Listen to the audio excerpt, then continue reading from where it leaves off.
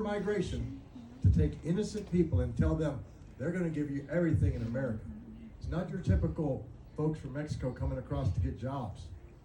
Some of my best friends that served in the unit in McAllen with me, in William Barrett Travis's unit, right, the commander of the Alamo, that unit that I was in is the 3 of the 141, the last unit that I served in the United States military. I came in the infantry, I was in Green Berets, and then when I got to Texas National Guard, they said, you're going to the border, and you're going to McAllen. And I lived in Mercedes, in my trailer. Mercedes, not the car. The city. I lived right next to an orange grove in a sorghum field. And I would take care of my troops all the way from McAllen to Pasapata, Del Rio, sometimes the Big Bend, and every once in a while out here. And I was here for you. Amen. Because you are important, El Paso. Thank you. Thank you. Amen. I put 21 Americans in a body bag and put an American flag on it and sent it home in a dignified transfer from downrange. And now the war has showed up on our border, in our state, and it's not a kinetic war. No shooting, right? Yet. Because the 120 countries that came across, which are not those people that came across to get a green card to work, to go back, to pay for their families down there, not those folks. We can live like that. We can work together that way. My dad didn't come. My dad came to America from Eastern Europe, changed his last name, assimilated to U.S. culture. My dad's last name, how do you say it? El Griego. He's Greek, right? He came to America, married an American woman, and never once taught us the language. He already knew how to speak English because he fought with the United States in World War II against Germans, and then fought to save his country from communism. So as a young kid, I was the most patriotic kid you ever saw. I did parades with my cousins on 4th of July. I ran around the woods where we had our horses and go out there and play Army all day long. And he told me at 17, I'm going to go take you down to sign up. Yes, sir. And 18 years old there was at Fort Benning, and that's my story. It started there. Ronald Reagan was the president at the time, 1983, 9 September 1983. I'm going to make the story short because I want to talk to you more, because we do have to leave at 9.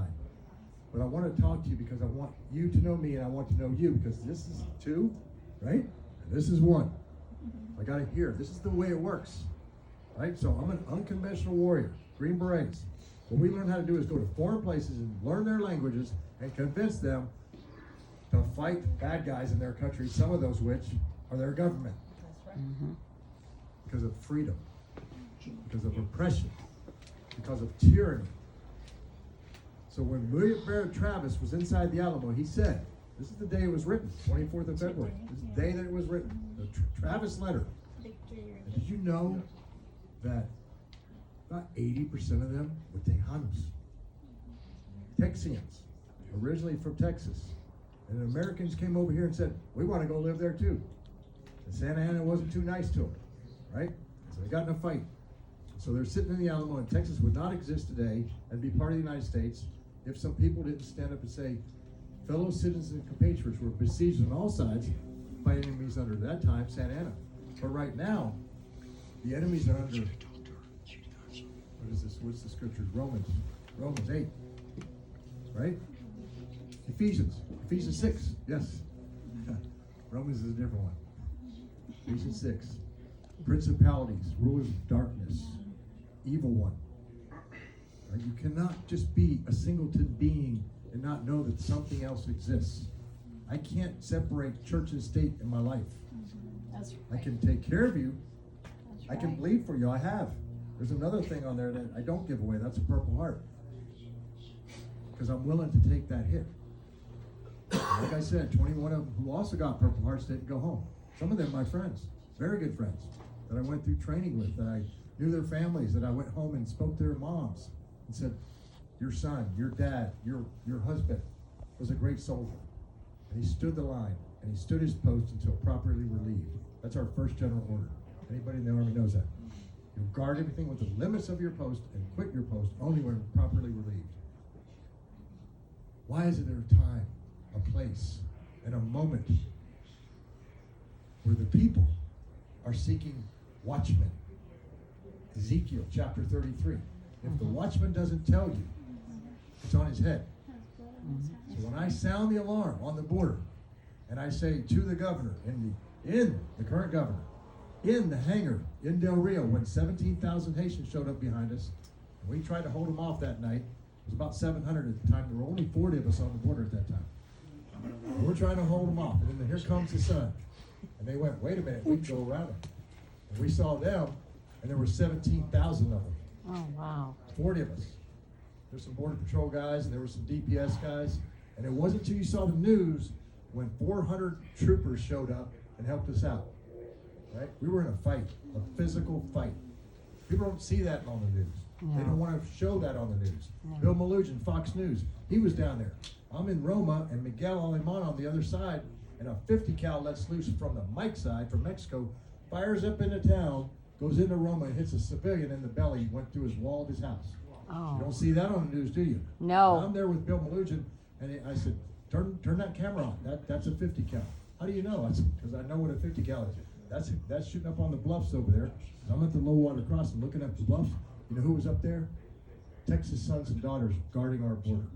Bravo. Right? Let me ask you this. Military members, think about this. If you got the rules of engagement that said, if somebody shoots at you from the Mexican side, cartel guys, get in your Humvee and drive away. Hell no. Hell no. Because that's not Texas. That was our rules of engagement. Wow. Yeah, it sucked for us. Wow. You know what I told my guys in the 3 of the 141 that's got a battle streamer that says the Alamo on it? I said, I don't care. I will take the hit.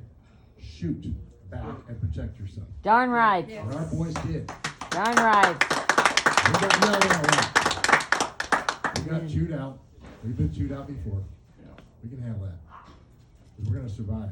We're not going to turn this thing to some kind of cartoon character-led state that's going to turn into a communist country someday.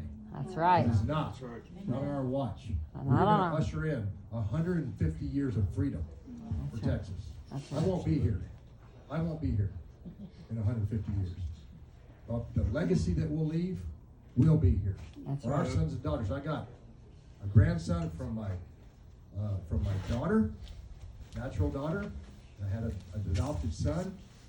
He's got a child now. So I'm a double-time grandpa. Right?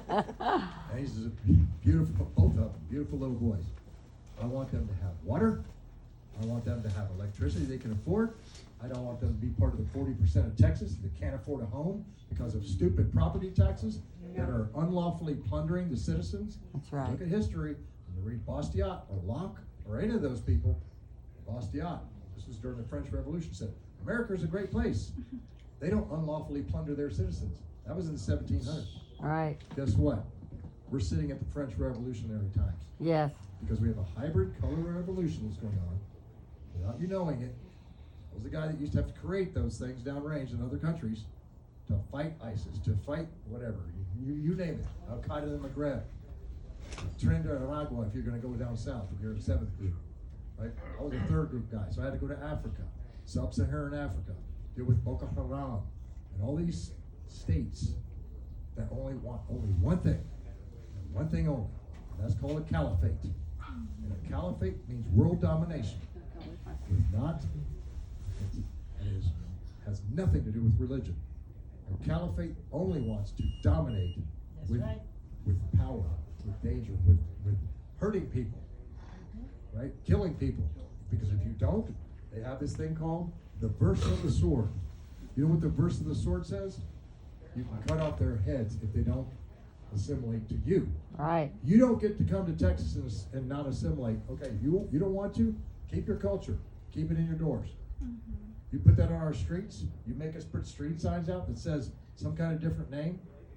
You create lily pads. And those lily pads, over the past several years, when I was talking to the governor in the Del Rio hangar on a knee, because I'm looking face to face, because he's the commander-in-chief, guess what? Of the 30th largest army in the world. That's what Texas is. Texas State Guard, Texas National Guard, Texas Air Guard, DPS, Texas Rangers, and some various other assorted units. Job description number 2. You are the commander-in-chief of all Texas forces. That's a serious responsibility. And if you don't use it, and you just write a strongly worded letter that says that we're not going to have Sharia law without authorities, guys like me on the ground, or you, without authorities, that's a piece of paper that's not worth, I'm going to be nice here, The ink. burning, The ink Not is working. on. right?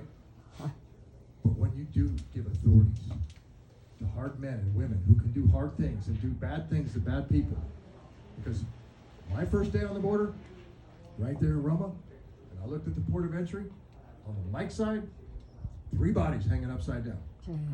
There's a sign on them. One of them was a child. The other 2 were adults. Their heads were missing. Their hands were cut off. There was a sign on them. This is ugly, and I'm sorry, but I'm a watchman. And the sign said, we did not pay the PISA, the tax. We did not pay the cartels. The cartel del Noreste in that particular location, and they fight with the cartel Nuevo Generation. There's always a fight going on in Kel Alemán. You can watch it. You can have popcorn. Don't bring it to our side. They used to come across while they were fighting each other. They come into the U.S. side to use that to end around on the guys on the other side. We had to stop that. And they say there's not a shooting war down there. You'd be surprised at what goes on and doesn't make the news. Right? There's islands that have been contested. We'll get to questions. Yeah, because I gotta make this roll. There's islands that have been contested over that the cartels believed that they owned it when it was Texas.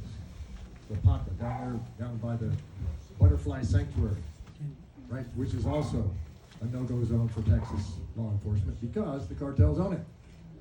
I'm sorry, cartels, your days are over. Right on. That's right. I'm sorry. Right on. If you're a barbarian, we don't negotiate with you. Right? I can say something like terminate with extreme prejudice, but if I do, that's too extreme. Right? But you don't negotiate with barbarians. The No. cartoon characters are leaving soon. And when they're gone, serious people will go to work. People like Parla, who will be in as your lieutenant governor. Right? Yes. Bravo. Yes. That's for us. The platform is like this. I'm going to explain it, then we can go some questions because I'd rather do that. If you haven't figured it out, physical security is my bottom line. Because without that, everything else keeps rolling to where we're at. That's right. Physical security. But that also includes something in this thing right here that a family gave me down in Nacogdoches. This is an 1930 copy of the Constitution of the state of Texas. And the family gave it to me and said, take care of this. We want you to be governor. This is old. It's beat up. But here it is. I'm going to tell you who has the most political power in the state of Texas. We the people. We're the people. You We know the it already. people. Lieutenant Governor has the, I'm going to call it this way. They herd the cats in the House and the Senate side, right? That's a tough job. I don't want that. Because I'm not, I probably would throat punch somebody. Verbally throat punch. I can't talk dangerous. I'm going to read this to you, Bob. I'll just tell you what it says. Bill of Rights. If you go to the Capitol and you look at, there's another building over there. It's a library of something, Congress or something like that. And right on the side wall it says Article 1, Section 2 of the Bill of Rights. All political power is inherent in the people. Right. Right? It's for their benefit. That means I'm going to have to change the job just like the railroad commissioner. The name. I don't like the term governor. It's a British word. Governor. Right? I like senior public servant. That's what I like. Wow. Because who is the greatest of these in the book of James, in the book of Mark, and other places? When Jesus is washing Peter's feet, he said, who of us is the greatest? It's the servant.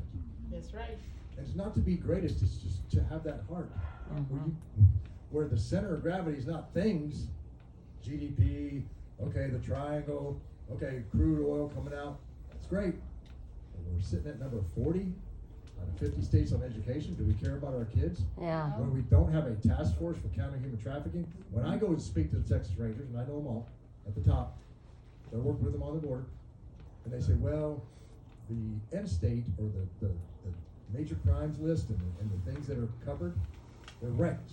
That's set by the governor because he's our commander-in-chief. Okay. Where does counter human trafficking? Where's human trafficking sit? It doesn't make the top 10 in Texas. Gosh. We got the largest city in Texas with the largest amount of human trafficking, Houston and other places, where they take kids off the street, or 350,000 kids, niños and niñas that are missing, that are unaccompanied minors from other places. When I see two little girls come to me and say, I'm safe, and then I hand them to the border patrol and they're missing, and I don't know where they're at, that breaks my heart. Because that's, when you see those eyes, that's heaven. When you don't know where they're at, that's hell. That's right. We have a lot of titles, but no representation, that's what No it is. representation. Titles. You know what John Wayne said about titles? Fancy titles? I got no use for them. That's right. That's Right on. I don't got any use for them. When I got fired from the border because I did informed consents and said, I'm not giving the shots to these soldiers, these sons and daughters, because the first one that got a shot on the border had a stroke, 30 years old. Oh, He gosh. still has a problem speaking. That was a few years ago. The second one was 27 years old, had a myocarditis, pericarditis, like a heart attack. Oh, Better, gosh. but Oh. his heart is not better. And so I said, no, I can't give the shots. And they sent the 2-star general down, and he's, I'm a lieutenant colonel. There's a game that they like to play. It's called rock, paper, rank. And they thought that they were going to win until